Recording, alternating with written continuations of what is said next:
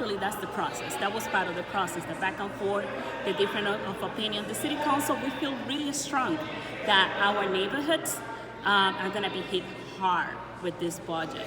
We try our best to mitigate the impact of the tax increase in some communities, especially areas like the Federal Hill area is gonna be hit big time on the tax increase. So we were not able, unfortunately, to accomplish our first goal, which was to have a 2-tier of the homestead. But right now we have one homestead, and our goal is to go back to the General Assembly this year, go back to the State House. We were very thankful to the support that we got on the Senate, and we're gonna go back and talk to the House, talk to the Speaker again and the House of Representatives, and get their support to make sure that we can have this system. Besides that, we're gonna be introducing a whole new commission looking at the structures of the taxes in the city of Providence. We're gonna be looking also at the way in which we do the assessment to make sure that this doesn't happen again. How do you want the assessment to change? Well, we've been reading some options, looking at the Massachusetts model, whether that makes sense. They're doing it every year. They make a little bit of an assessment internally without having to hire a company on the outside. That may be one of the options that we will go to, so we're not sure yet.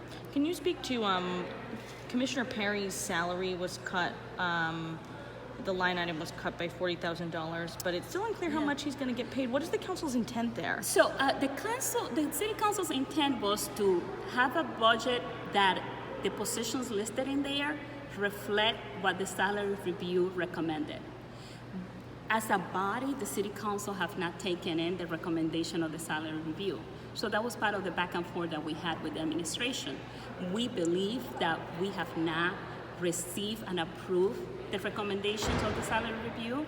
The administration is under a different belief. They think that because they included in previous budget, automatically makes it acceptable.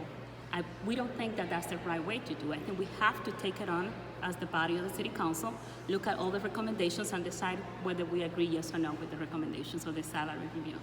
Okay, so you don't really, in terms of how much he's actually going to get paid. I don't, we just brought it back to the scale, to the pay scale, that it should be based on what he had before this increase that came after the salary review, but the city council has not approved the recommendation. And in terms of the fire chief funding, you put that back in. Yes. So are you hoping that the city hires a fire chief this year? Yes, we hope so. So that was another point of discussion between the city council and the administration, because we have been putting that money every year and there have not been a fire chief hired. So we felt, why are we putting the money in there if they're not using it? Maybe they don't need it, right? When we took it away, we heard a lot of different opinions, how they're getting ready to hire someone. We heard from the members of the fire department and the union with their concerns because we removed the position, but we just removed it because we've been putting it in year after year and it hasn't been filled. Thank you so much. All right, thank you.